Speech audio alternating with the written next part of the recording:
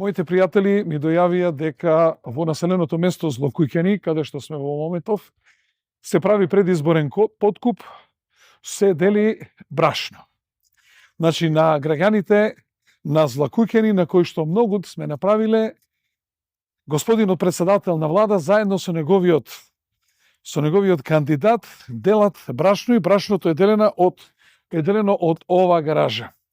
Еве, господине премиере, докаде не дотера твојата политика. До 30 кила брашно.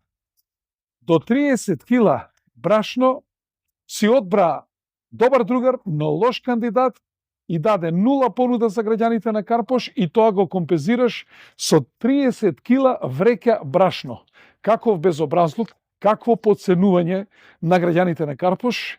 Дали ти е тоа понудата и за инженерите, за докторите, за професорите, за бизнисмените, за гувернерите, за бившите политичари, за честните домакини во општина Карпош, дали ти е исто така понудата 30 кила брашно?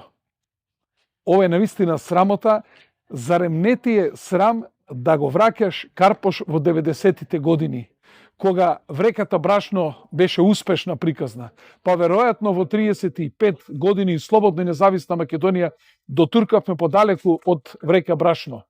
Ако не дотуркале твоите општини, Карпош дотуркал далеку подалеку од твојата 30 килна врека со брашно.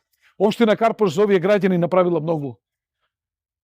Донела водовод, направила канализации, ги асфалтирали и поплочили во сите улици. Најмалку 20 луѓе од општина Карпош, граѓани од Злокуќани, зеле пензија, најмалку 50 секој месец 50 семејства храни општина Карпош и ги задоволува сите потреби на граѓаните на Злокуќани. Вакви нечесни понуди доаѓаат само од нечесни и искварени луѓе и ништо повеќе од тоа.